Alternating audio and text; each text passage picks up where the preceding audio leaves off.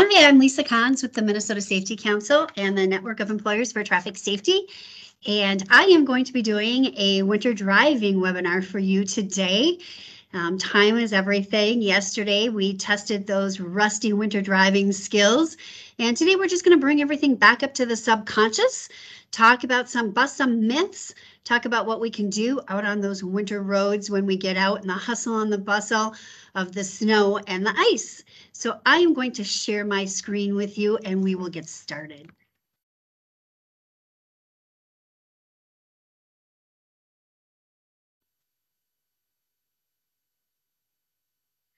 There we go. Before the snow flies, were we ready yesterday?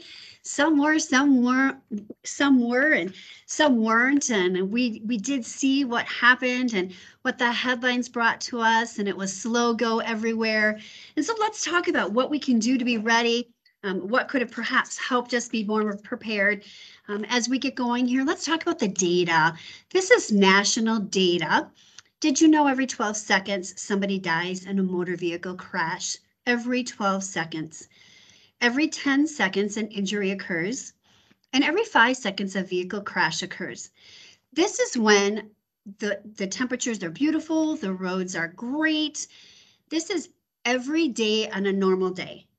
So let's talk about what happened yesterday, what could happen tomorrow, and going through our winter driving months.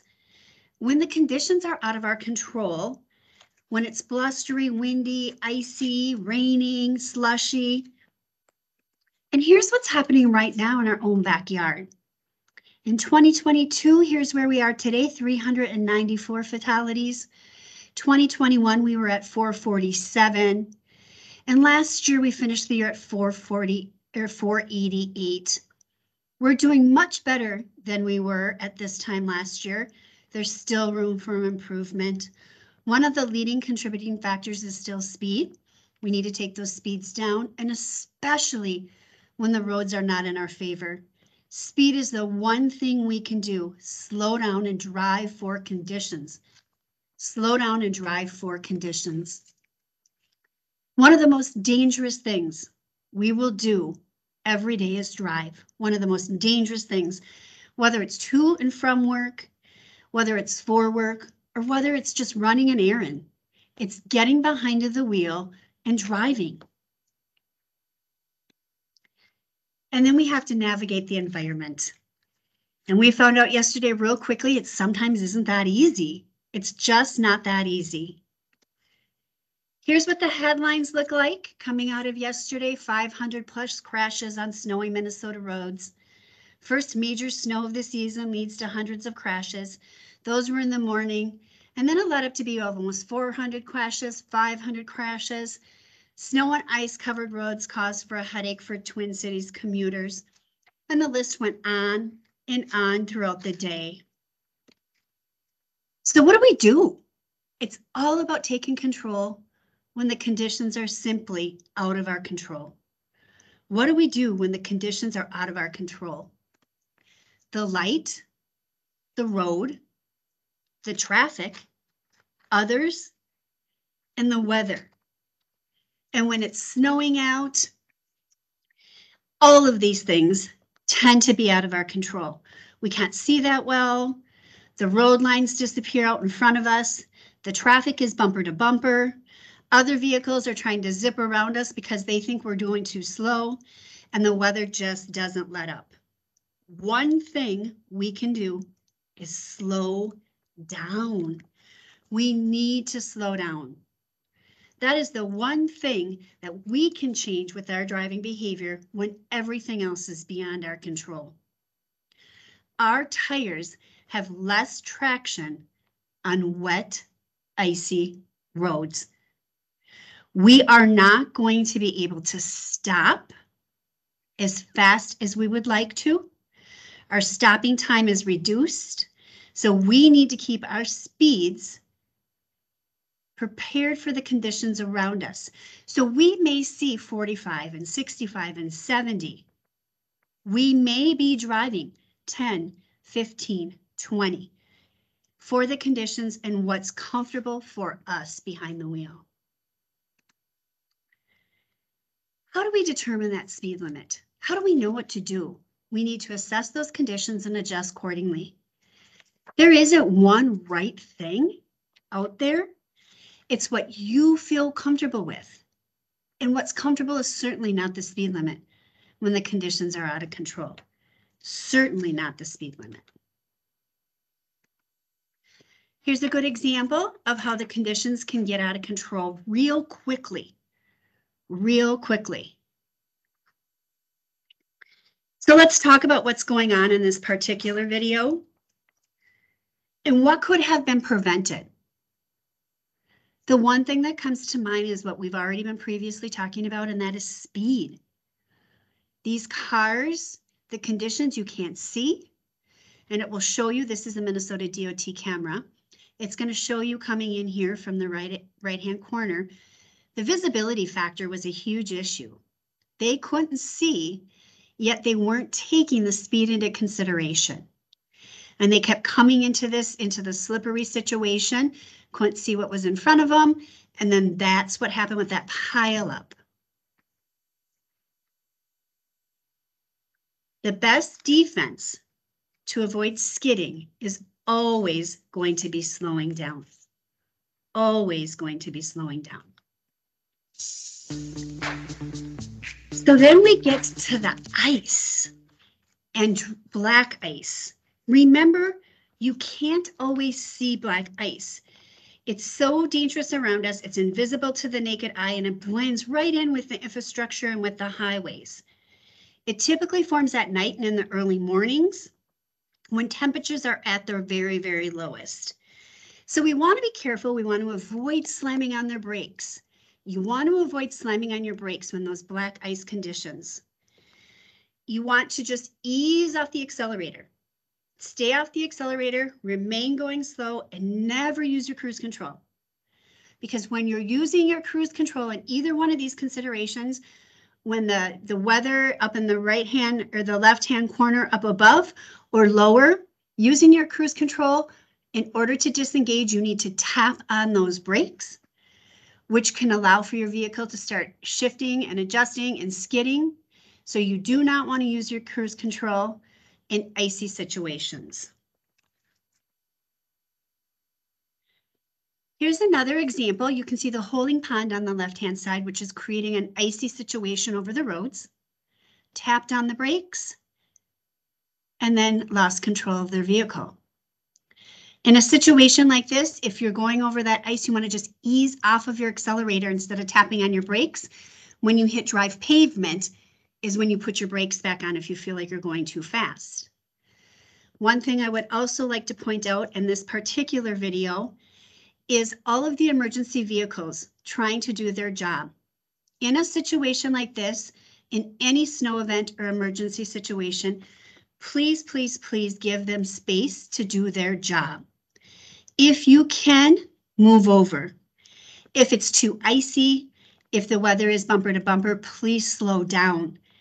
They are doing their job. That is their office. They need the space to do their job. Stay in your vehicle, keep going, keep your eyes on the horizon.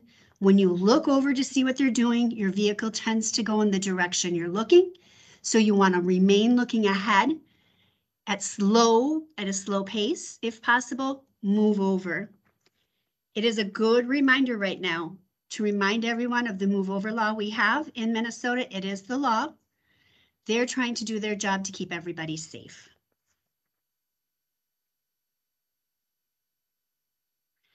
I'm not going to play this entire string, but this is just a really good example of how quickly vehicles can lose control, especially when they're trying to change lanes in ice.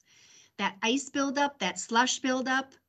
Try to stay in your lane. If you have to move over, it's very, very, very difficult. Slush buildup, ice buildup. Turn the steering lane slowly and gradually so your vehicle can actually catch underneath. Climbing the hill slowly, coming down too quickly, that leads for the head-on crash.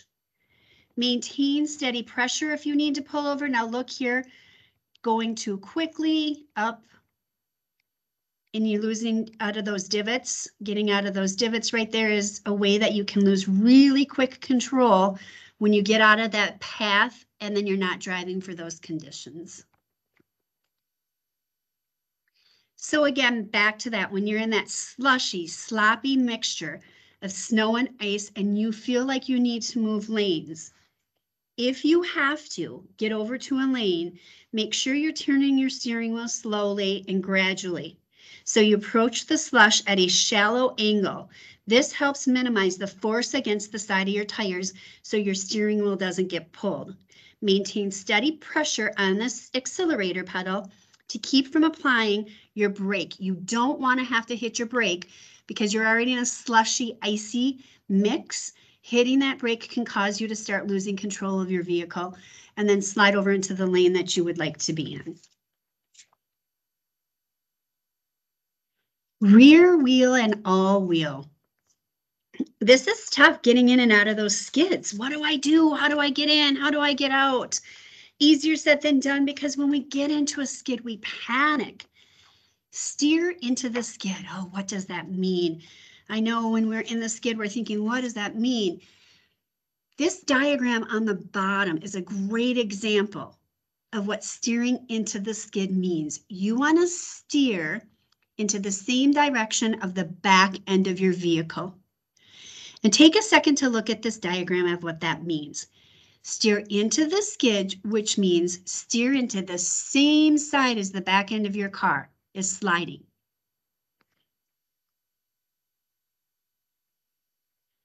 And if you have a front wheel, you want to straighten the steering wheel, ease off the accelerator. We don't want any braking going on because we've already talked about how braking on ice can really make us lose control of our vehicle. If you're driving a vehicle with a manual transmission, depress the clutch. Focus your eyes on the target. You want to be looking at where you want your vehicle to go. And if you don't gain control of that vehicle within 2 to 3 seconds, then depress the brake lightly.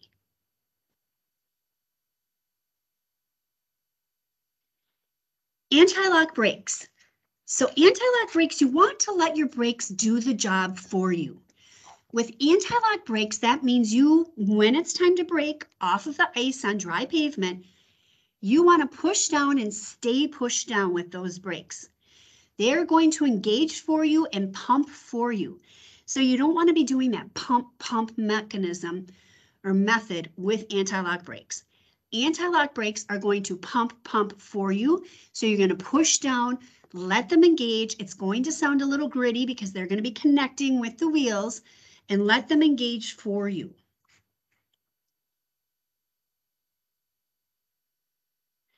Without anti-lock brakes, you're going to use that off technique. Let your foot off of the accelerator.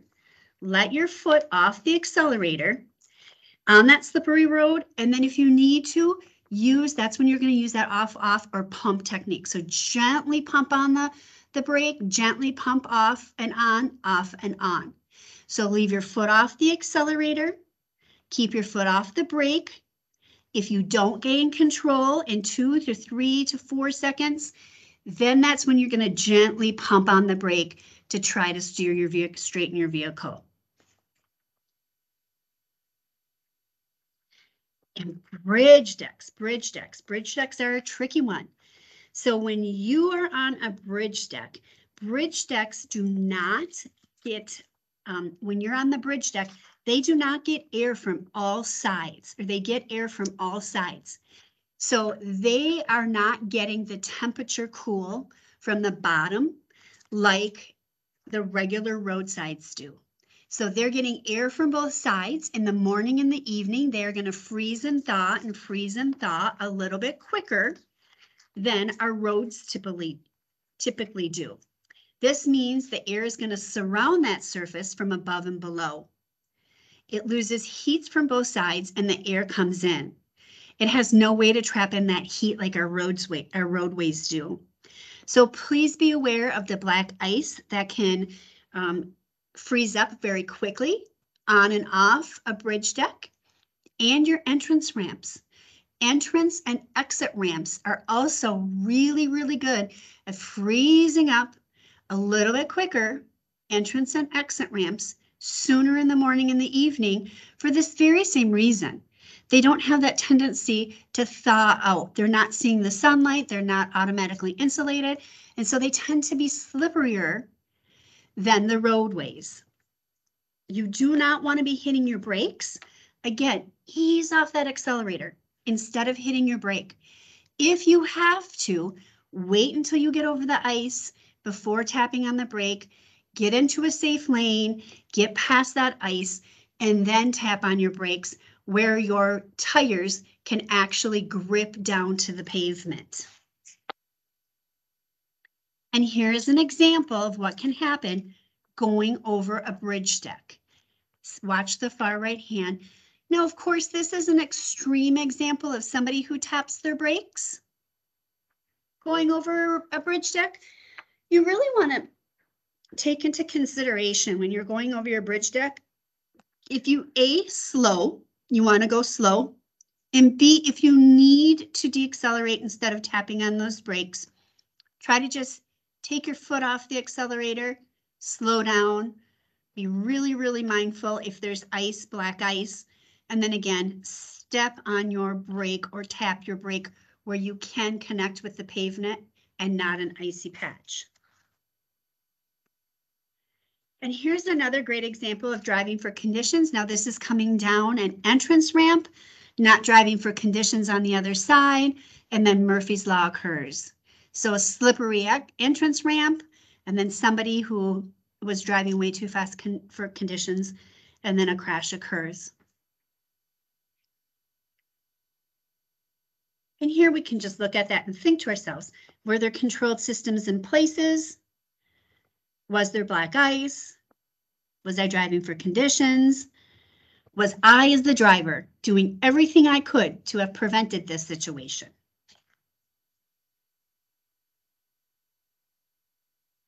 And under bridge decks, watch the far left lane. You can see the ice under that bridge deck. The truck driver just realized he was on ice and tapped his brakes. And across 4 lanes he goes. So what I want to bring to your attention in this particular video, you can see this is a pretty normal look for our roads. Those are nice and clean, except for under that bridge deck. Again, bridge decks underneath the bridge deck is the same situation as above. They are not going to thaw as quickly because they don't see daylight and the sun. So they are going to stay a little bit icier in the morning and in the evening hours. And they're not going to have that tendency to really thaw and dry and thaw and dry. So be very wary of underneath those bridge decks of stepping on your brake. That particular driver realized they were on ice, tapped his brakes, and then shot across 4 lanes of traffic. If you were in that situation, the safest thing to do is just ease off that accelerator. If you feel like you're out of control going too fast, wait until you're over that patchy ice. And then when you see pavement again, you can step on the brake where it's safe, where you know that you're going to be able to connect with dry pavement. And following distance, so incredibly important. When it is a great, beautiful sunshine and the elements are wonderful, we want to always be using a 3-second following distance. A 3-second following distance. And what does that mean? It just means use a marker. So you can pick a pole or a mile marker or anything. The vehicle in front of you should pass that marker. You should not pass it for 3 seconds. 1 1,000, 2 1,000, 3 1,000. When the weather is inclement, or like yesterday, you want to really make sure that you're pumping that up to 5, maybe even 10. Because the more space you have in front of you, the more time you have to slow down, prepare to stop, take evasive maneuver. If you have space in front of you and you're coming up to intersections, which are so incredibly slippery right now, you want to take the time at an intersection to make sure that the vehicle from either side is going to prepare to stop. Do they have space to slow down and stop? Is the car behind me going to have time to stop? This is where that 3 and 5 seconds really comes into hand. Is the car going to have time to stop behind me, or do I need to take an evasive maneuver? Do I have enough space in front of me if I hit ice where my car is going to have room to slide? This is so incredibly important in addition to slowing down. And here's a perfect example of what can happen when we're not allowing that space in front of us. This car, you can tell the black car rear-ended somebody. The white car rear-ended the black car so hard it pushed him up and over. There weren't any injuries in this particular crash, but I can guarantee you this caused some heartache to quite a few people. They had to spend time exchanging information, dealing with insurance companies, dealing with perhaps getting their vehicles fixed, maybe missed a couple day work. Nobody wants to have to deal with this in the wintertime.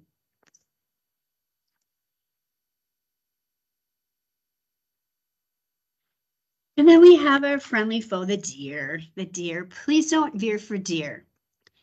What we want to do if a deer jumps out in front of us is not swerve. Do not swerve for the deer.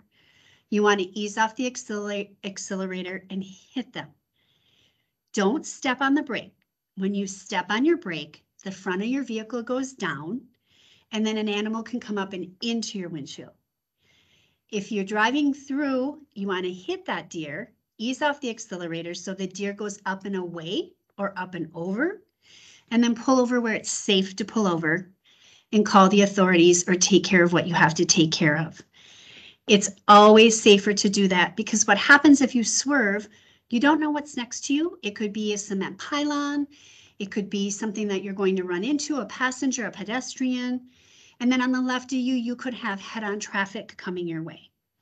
So the easiest and the safest thing, or not easiest, but the safest thing to do really is to hit it. And that's with animals in general. Of course, if you can slow down without in a residential area without harming anybody, please do so. But really do not swerve. Swerving can really, really harm you and the others around you. And sharing the road is so incredibly important at this time of the year. We need to remember to share the road with our friends. Be patient. Remember, snowplows are out there working to improve the road conditions for all of us. Stay back at least 5 car lengths behind the plow and away from the snow clouds. They cannot see you when you are in a snow cloud. Stay alert for snowplow drivers because they do make frequent turns and they may pull through an intersection and have to back out of it. And slow down for conditions and give yourself plenty of travel time. And now I'm just going to show a quick snippet of a video that is on the Minnesota DOT website that gives you a view of what snowplow drivers actually see.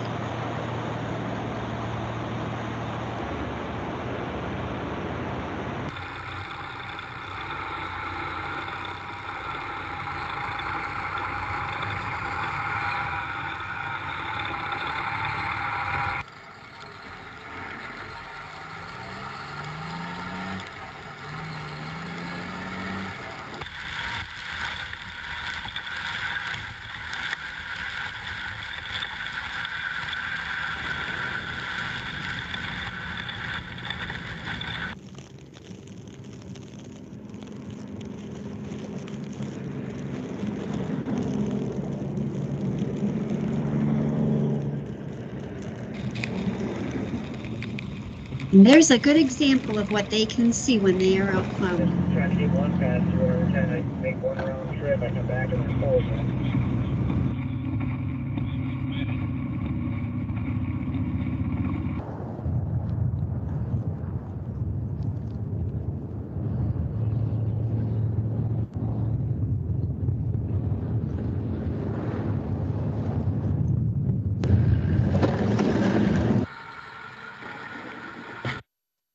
That video can be found on the Minnesota DOT's website, and we are also going to be sharing that video on the Minnesota Network of Employers website. Another tidbit I'd like to share with everybody is please, please, please remind children. They like to build forts at this time of the year. The snowplows are going to be going through residential areas. Snowplow drivers cannot see them either. So remind children to be playing a safe distance away from the roadways so everybody is safe when the snowplows are out plowing. So what can I do? What can I do to keep myself and others safe while on the road? Is your car road ready? Prepare your vehicle. Are your windows clean? Do you have enough windshield washer fluid so if you get stuck in traffic, all of a sudden the fluid's not gone and you can't see?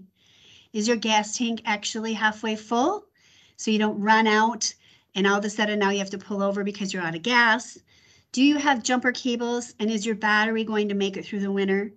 Do you have an emergency kit in case you get stranded? And are your tires winter ready? And what do I mean by that? Are you out there right now assessing, oh, I think I can make it one more year with these tires and talking yourself into it? Or do you really think it's time to go out and purchase those tires? I know it's an expensive purchase, but tires are so incredibly important at this time of the year because that tread is the connection between you and the pavement. And when it is slippery and wet and icy, it makes an incredible difference to have a good set of tires during the winter months and moving forward into spring. Be aware of the weather conditions. Listen to the weather forecast each day if you're planning a trip. I know there's a lot of people who don't like to buckle up or bundle up and put a whole bunch of heavy winter gear on. So then make sure that you have hats and mittens and extra blankets in your vehicle just in case. And utilize Minnesota 511. Watch the weather cameras, be prepared, see what roads are closed, what roads are open, and know where you're going, when you're supposed to get there, and plan ahead of time. Plan before you travel. Know where you're going and how to get there. Map out the directions. Let somebody know, hey, I'm leaving, and this is when approximately I should be there. It may take you longer. It may take you an hour longer. But by being patient and slower is much better than being in a crash or in the ditch. Packing that emergency care kit is so important to be ready if something does go wrong. Having certain things readily available. And the most favorite part of my emergency care kit and this particular emergency care kit is a copy of an emergency plan. As silly as that sounds, take a piece of paper and just jot down the things that you will do if something happens and you get in a crash or you get stranded during the winter months. What will I need? What will I do? Who will I call? If this happens to you, all of a sudden we're agitated and we're scared and our hearts are beating and we can't think straight. If you have step-by-step directions of what you're going to do, it takes the angst out of it. You can just open up your glove box or open up your emergency care kit and you have notes for yourself. Okay, this is what I'm going to do first. This is what I'm going to do second. This is what I'm going to do third. It makes good sense. I have crashed. What do I do? This is how you can work this. Stay buckled in your vehicle is extremely important. Leaving your car is extremely dangerous. So what you want to do is assess the situation. Is anyone injured? If so, by all means, immediately you want to call 911. Are you safe? Is it a dangerous situation? Are you in the middle of a road? Are you in a curve where other cars are going to continually run into you? If you're partially on the highway or on a hill or in a situation like that, you do want to get to the furthest location possible. You want to get out of the way from the crash. You do not want to stand around. You do not want to stand in the middle. You want to get to the furthest point away. Once that happens, where you find a location that's safe and away from the area, if you feel that that's the issue, After it's safe and reasonable, you're going to want to report your crash. That is when you're going to call. They're going to want to know approximately where you are in the location and a brief description of what has happened. If you're stuck in the snow or the mud, for whatever other reason, you're going to want to call a tow truck, or you're going to want to call somebody or roadside assistance. You can call roadside assistance and then give them the information. If that happens and there are no injuries and you feel comfortable with just calling roadside assistance, then please call the authorities back and say, a tow truck is on the way. There is no reason for roadside assistance to come. I can just get pulled out by a tow truck. That way you don't have two people coming at the same time. Do not try to push yourself out, because that is just another reason or there's a better chance for you to be hit by another vehicle. The safest place for you is buckled in your vehicle if it's a location where you do not feel like you are in harm's way. If you feel like it's another vehicle and you crashed into another vehicle and you're thinking, well, how do I exchange information? What you want to do is just simply get out real quickly. I've called 911, they're on their way. Let the authorities do the exchanging of the information for you instead of you standing outside on the roadway. And this next video is a great example of that. They're on the phone, they're waiting. You can see there's already 2 different crashes that have occurred in the same area. I think we can push ourselves out. We should call the authorities, and here, which we see quite frequently at this time of the year, is another vehicle slamming into that same site. This is a very, very good example of staying in your vehicle buckled. That is the safest place for you. If you do not feel safe in your vehicle buckled, that is when you go out and you go to the furthest place away. Now you can see there's already 1, 2, 3, 4, 5, 6. These people just got out because they crashed, and they're just adding fuel to the fire and the ability to be hit. And here's another example. Underneath the bridge deck, there's some ice. As cars are going under that bridge deck, they're hitting that same patch of ice. And these people over on the roadside are out of their vehicle.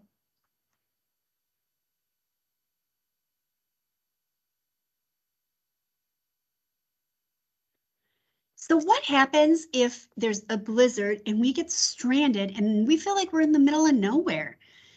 Again, make sure you tell people whether you're going 10 miles or 100 miles, where and when they can expect you. Have some sort of a time frame of when people can expect you. If you do get stranded on the side of the road, make sure you have a bright colored cloth or something bright colored to identify your vehicle. If it is dusk or nighttime, remove your dome light so the inside of your vehicle is brighter. Put your flashers on, and if time starts going by, turn them on when you hear a vehicle going by to save on the energy of your vehicle. You don't want to wear down your battery by just leaving your flashers on. Don't feel like you need to get out and start getting yourself out of that situation, because you could get wet and now you're going to lose insulation and you're going to be cold. You want to make sure that that tailpipe is clear and that there's fresh air going through your vehicle. And try to stay off your phone if you can, so you save on the battery.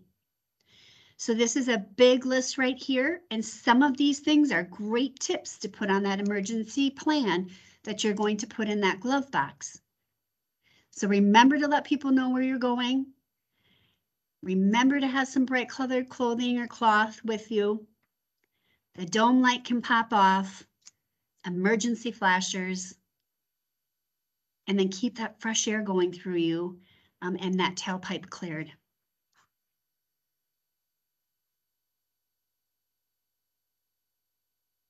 And keep her cool. It's so much easier said than done. Try to stay calm. Try to remember the storm's going to end. But if you feel like you want to take off because you think you know where you're at and the convenience store is just right down the way, your car may be found. Your tracks are going to be covered and they aren't going to know what direction you went.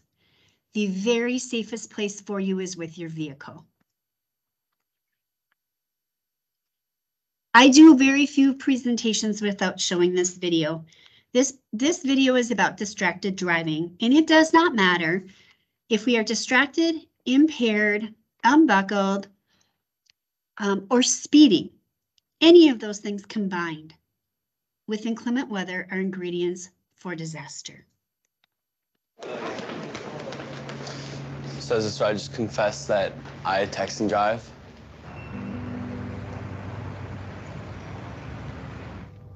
If I get a text, I'll look at my phone. It's definitely texting. Instagram, Twitter, Facebook. Snapchat. I do Snapchat and drive sometimes.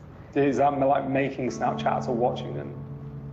Making them. Texting is like my main form of communication. Boredom, honestly. And B, well, nah, I guess no, it's really just A. I've only never done it at stoplights. I've always been really good about it. The passenger has a pretty important role driving now, where they're like, oh, red light, red light. If someone that you like texts you, you're like, you can't just like let it sit there without just knowing what they said. Because what if something exciting's happening or something happened? Like, every time I do it, I think about, I'm like, why am I doing this? And then I just keep doing it. So I'd like to, want to introduce you to a friend of ours. My name's JC. Hi, Alexis. Hi, Dash. Justin, nice to meet you. Nice to meet you. I just really quickly want to have a chat, tell you what happened to me. When I was 21 years old, driving home from my college graduation ceremony, driver on his phone was so distracted. He turned left into the intersection at a red light. Another car, an 18-wheeler, swerved to miss him and hit my family's car. And the resulting collision actually killed both of my parents. I spent 2 months in the hospital fighting for my own life, and then 2 more months in a rehab hospital, learning how to walk again, learning how to speak again, learning how to dress myself and how to feed myself. I live with a partially paralyzed body. I didn't have my daddy to walk me down the aisle when I got married.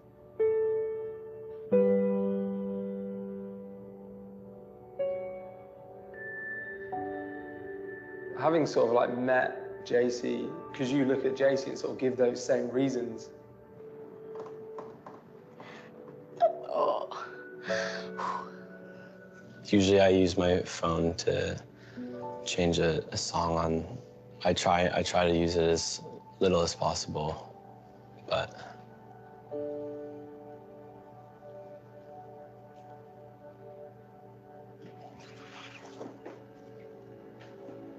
I'm not gonna look at my phone ever again. Honestly, if I have been sitting at a red light, I'll glance down to see if my mom's texting me, but the people's lives that are impacted from something that is so stupid.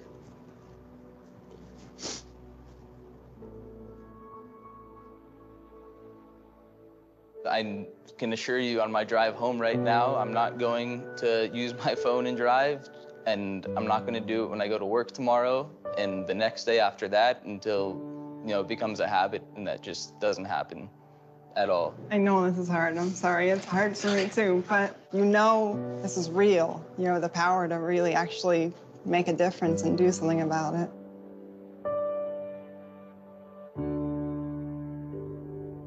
Thank you.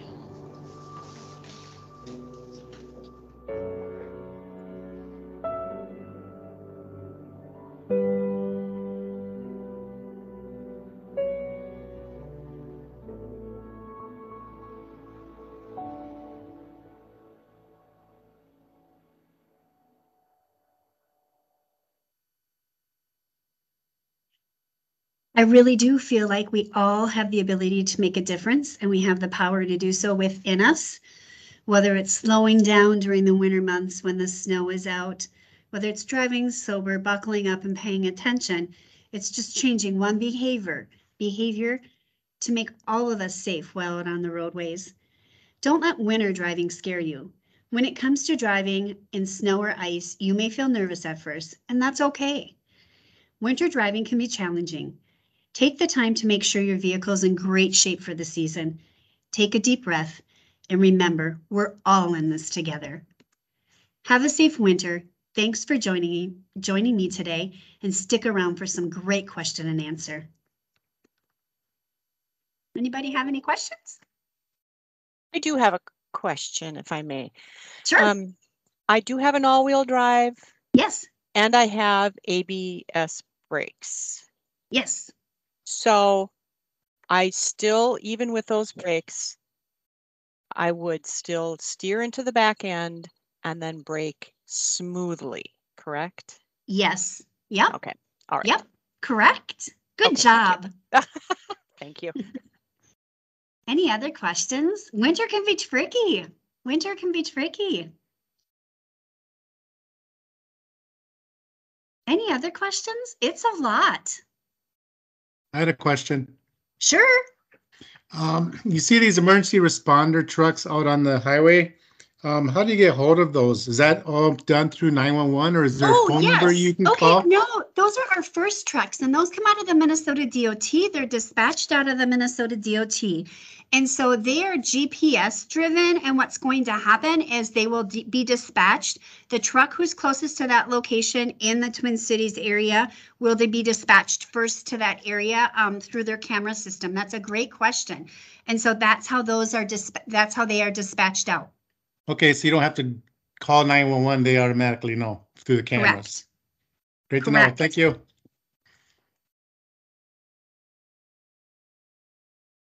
I have a quick question. Sometimes when you see somebody who's driving super erratically and dangerously, is it safe to pull over and call 911 and report their location, or what is the right protocol to have that addressed? If you feel unsafe when you are out driving, it is always, if you, in the winter months, I always feel like it's okay to pull over where it's a safe location if you have to be on your phone. Know the location and pull over to a safe location, and then call and report if you feel unsafe. And that makes stay in sense? your car. Always stay in your car. Never, there's no reason for you to get out of your car and unbuckle. Thank you, Craig. Thank you. And that's, I can't drive that point home. That's such an important point. In your car buckled is the most safe place for you. And when I say pull over, to a safe location. And please remember, the side of the highway is for emergencies. And so in an emergency situation is what we use the side of the highway for. So please keep that in mind. Other questions? There's one in the chat, Lisa. Oh, sure. Some people look at their phone at a red light. Is that Oh, a problem? Yeah, that's illegal. So our hands-free law says that it is okay to be on your phone hands-free. And please remember that is, if you have to be, remember that hands-free is taking up our cognitive distraction. And so when you are at a red light, you have your phone in your hand, and you cannot have your phone in your hand with our hands-free law. So whether or not you're at a red light or on your phone, that is still that is illegal. And so you can't be texting, you can't have the phone in your hand. I always say, our hands-free law is supposed to be wireless at all times. And so that is something that we do not want to be doing anytime. You do not want to have that phone in your hand at any time. Lisa, could I just expand on that a little bit, please? Please. Yes, you're right. You can't have the phone in your hand. You also can't be interacting with the phone when you're, when it's on the dashboard. I saw somebody the other day driving down the road having a FaceTime conversation with somebody on their dashboard. When you're in a traffic lane, traffic situation, anywhere like that, unless you're pulled over and off the traffic way, don't touch the phone is the safest way to do it. And I saw somebody ask, if you can't get out of the car, if you have a crash, how do you exchange information? In that situation, the safest thing to do is get out briefly and tell the person let's go meet on the off-ramp. Yep. If the cars are drivable. If they're not, call for 911 and wait in your car for them to arrive. Excellent. Thanks, Craig. Yep. Sure. That's a great point. The authorities can help you get that exchange of information. Any other questions? This is great conversation. Now's the time to ask. I have a question. I just moved here from out of state and haven't driven in snow in 20 years until yesterday. So I expected the snow, but did not expect the ice at the intersections. So when I felt the ABS engage when I was approaching, I was driving slowly, but when I was approaching four-way stop, and on both occasions, I started sliding through the intersection like a lot of people did yesterday. So my question is, was I supposed to keep engaging with the ABS and go down harder, or do you just go with the slide at that point? Fortunately, there was no one around. I'm just not sure what to do when that arises again. Okay, so your ABS works when you push your brakes on and let the ABS engage. If you would have let back up and then push back down, it would have taken twice as long for your ABS to engage. So you did the right thing. It's a very scary feeling because you can hear it gritty and your car's not stopping, but it isn't, you're on ice at that point. So what you want, your car isn't going to stop any faster if you let up and keep pumping down and let up and keep pumping down. Does that make sense? Right. So should I have like pushed it harder in, I guess? Because I think when I felt it engaging, you get that nervous feeling. So do you go in harder at that point, or is it pretty much that it's going to do what it's going to do at that point? It's going to do what it's going to do. You just push your brakes down firmly and then wait for your car to stop. Okay. And if it's still going through the intersection at that point, if you feel you're going, should you then veer or just keep going straight?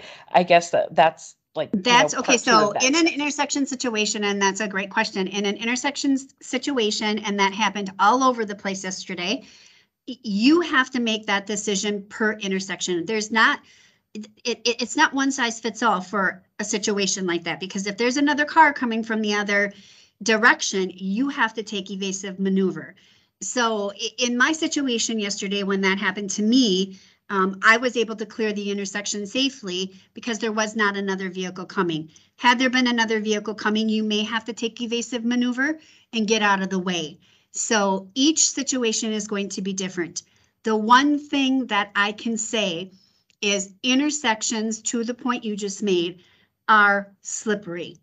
Prepare to drive that much slower each and every time and allow yourself that space, because then if you start sliding, you may have the ability to stop before you get into the intersection. I know that sounds easier said than done.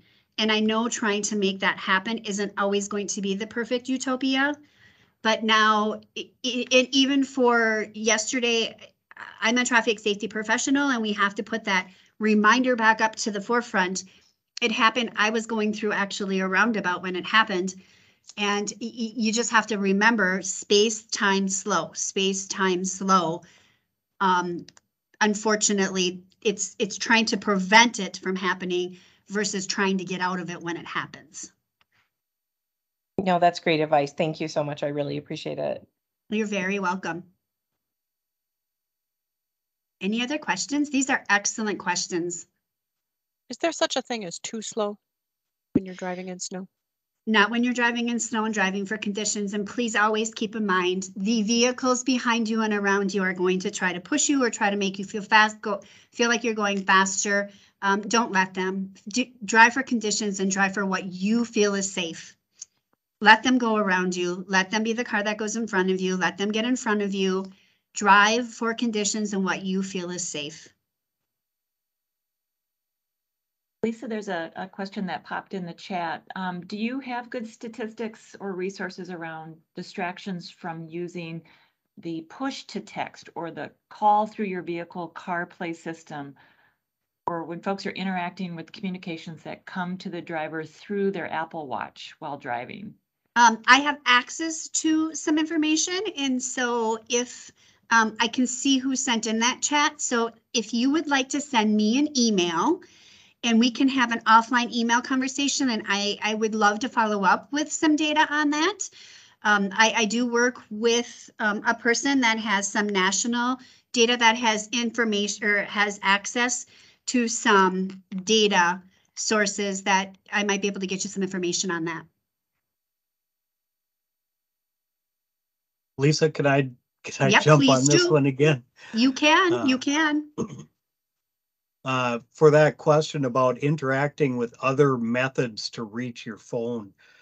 Again, anytime you're having a conversation, even a verbal conversation, is somewhat of a distraction when you're driving. So the less you can do it, the better. Interacting with your watch is the same as holding your cell phone in your hand. It's very distracting, and you're liable to get a ticket if you're seen. What else? Call or text through vehicle CarPlay systems. It is not legal to text through any method when you're driving with your cell phone.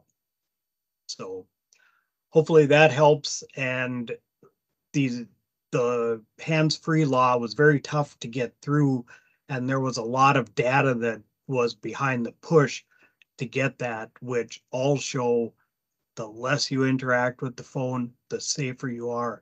And there's 4 major contributing factors that cause crashes. Excuse me, at least in Minnesota. Speed, unbuckled people are more inclined to become a fatality. Oh my God, I'm blanking. Impairment, yes, impairment and distraction. The only one that has gone down at all is distraction. And it started from 2019 to 2020, and it's continuing down. And 2019 is when the hands-free law went into place. So it is having an effect, and the more we can do to comply with it and stay on that road, the less people are going to have hurt and killed. Thank you. I always say hands-free is not risk-free. It's a if you must. If you must, hands-free is an option. It's certainly not risk-free. Yeah.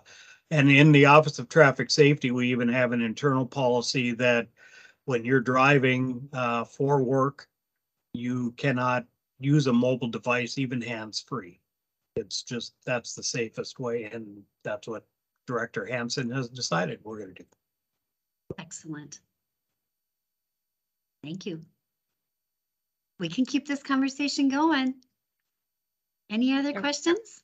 There was a question about, do you recommend getting snow tires, or are all season tires good enough if you take the precautions you mentioned?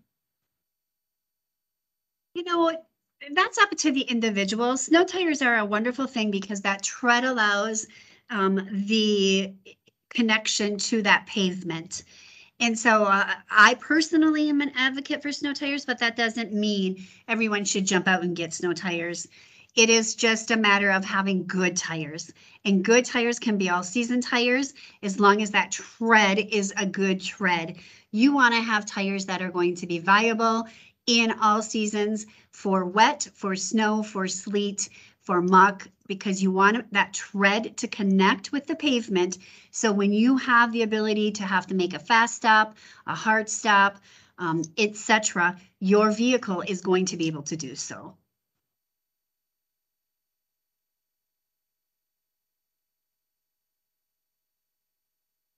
Any other questions? And my contact, oh yeah, go ahead, Craig. Lisa, one question came in that I wanted to address, and the person asked, so you can't even use the talk to text feature in your car to use your phone.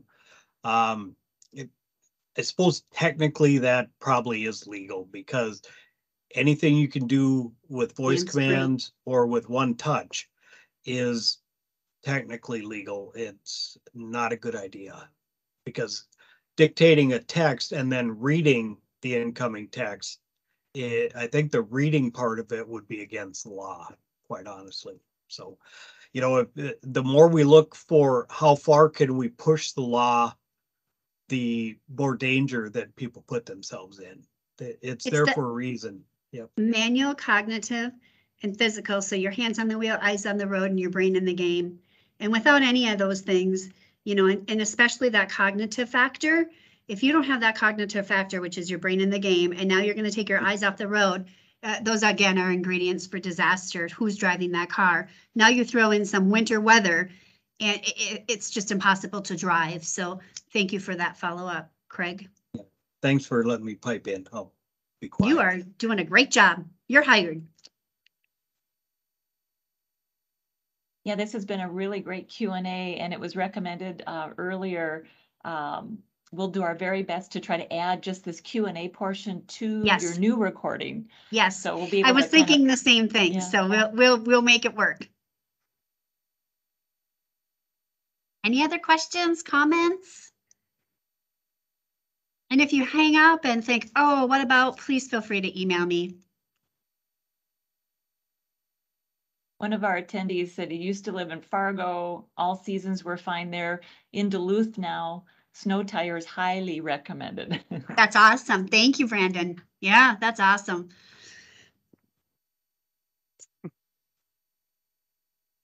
He's right. Yeah, there, yeah, that's, and you know, that's what I said in my opinion, but I can't, I'm not saying that they're a must. They're just a good thing to have.